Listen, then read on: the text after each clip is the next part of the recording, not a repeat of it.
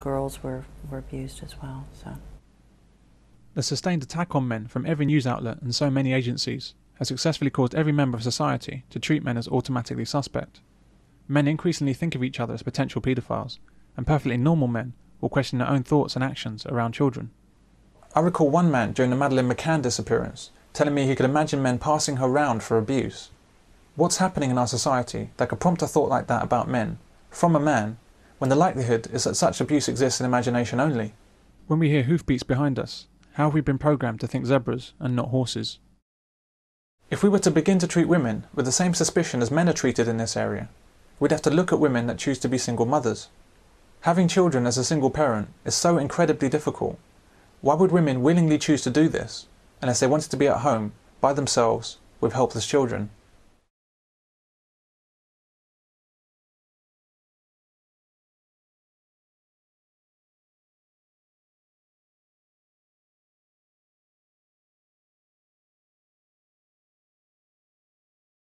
The NSPCC barely talks about female abusers, because attacking men seems to be the main purpose of their campaigns, not the genuine safety of children. That's why they have virtually nothing to say about the numbers of female abusers, and why, for example, they say nothing at all about smoking and drinking by pregnant women. The NSPCC should be making huge efforts to protect children when they're at the most vulnerable, in the mother's womb.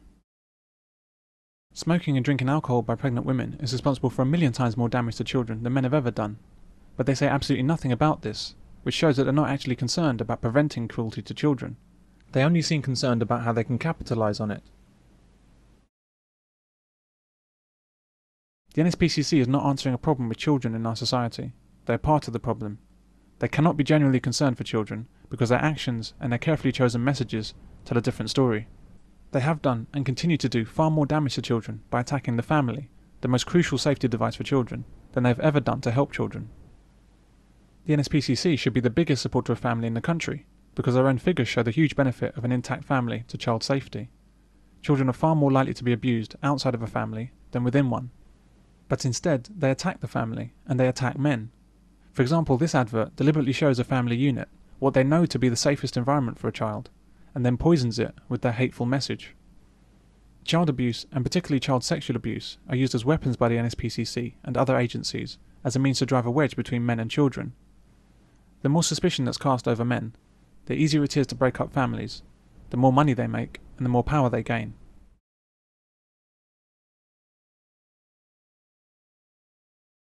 The NSPCC has an army of fundraisers in the form of thousands of people that believe they're working for a good cause by helping out in any way they can. Tens of thousands of people give money every month. Thousands of others run all kinds of events to raise money. For example, one pyramid-type scheme that they run asks one person to organise a coffee morning for 5 other people, and each person pays £1 to the organiser. Then each of those 5 are required to do their own coffee morning for 5 other people. In this way, the money stacks up and all feeds back into the bottomless pit of money that the NSPCC uses to spread hateful messages against men. The NSPCC themselves provide training to child protection officers for thousands of schools and other organisations. It's like training an army of informers to watch everyone and hope to uncover something that they can use against families. In this training, they define what is acceptable in society and how children should be raised. Anyone that deviates is abusive. An example of the good work of the NSPCC concerns homeschooling. The NSPCC doesn't like homeschooling and has said so.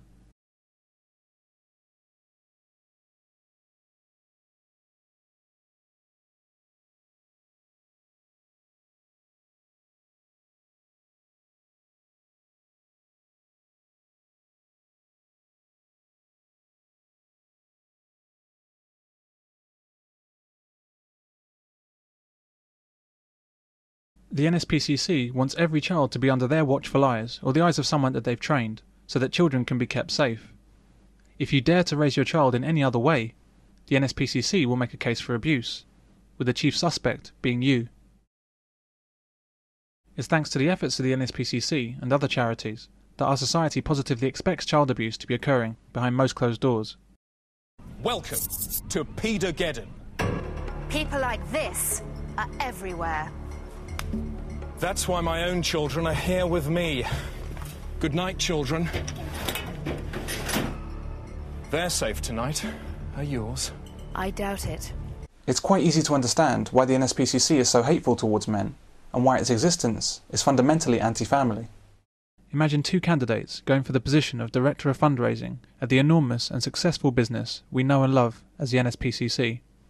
One candidate suggests a campaign telling the truth about child abuse, about its relatively low prevalence, about how family is the key to child safety, about how we should therefore do everything we can to educate mothers to make good choices before getting pregnant so as to keep family together. The other candidate suggests a campaign singling out men as likely abusers, saying that child abuse is everywhere and is an epidemic of huge proportions, how only the NSPCC can keep children safe and hear every child's cry, and they need your money to do so. The honest candidate makes 50 million. The devious one makes 250 million. Which one will become Director of Fundraising at the NSPCC?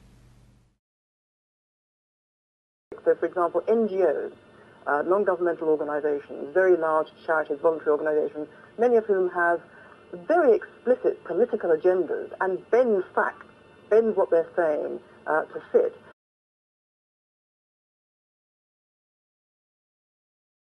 When these atrocities happen, the government steps in and claims responsibility. There's a huge outcry, the media goes into a frenzy, and heads roll in various departments. There's a public inquiry, and laws and practices change to make sure that it never happens again. The police and social services gain new powers to remove children from parents. Social workers are put under intense pressure to increase the number of children taken into care or risk losing their jobs.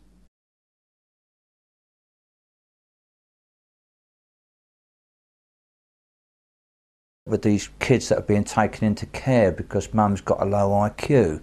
So it seems now that social workers, in their endeavour to get more kids being put up for adoption, well, how can we do that? Right, all these people that can't, we don't think, look after their kids properly, we're going to push them up for adoption. So you've got half a dozen cases in Essex where, because mum's got a low IQ, kids are literally being taken away from her, and she's been told you can see them when you're 18. It might seem that social services and the police are taking a whipping during these cases, but it's a whipping they're actually glad for, because it ensures that they acquire more power.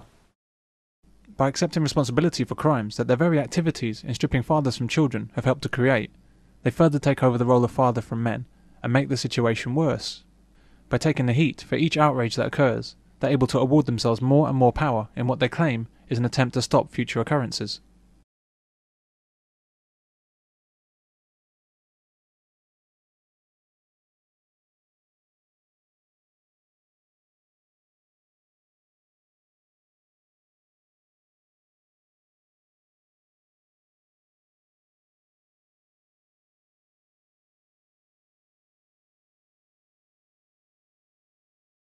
The NSPCC cannot keep children safe from this sort of abuse, and they know it. Child protection, real and effective child protection, is not about government departments, social workers or charities. It's about family. You cannot reduce child abuse with more charity donations, any more than you can reduce global warming with more air conditioning. All the NSPCC can do is take donations and then spend it on their offices, on their TV advertising, on their staff salaries, holidays and pensions, and on furthering their political ambitions. The protection of children is unfortunately not what they do best. The NSPCC doesn't need any more money. It's already drowning in money. They use their hundreds of millions to spread hateful messages against men and to destroy families, so that they can then campaign for even more money to fix the resulting mess.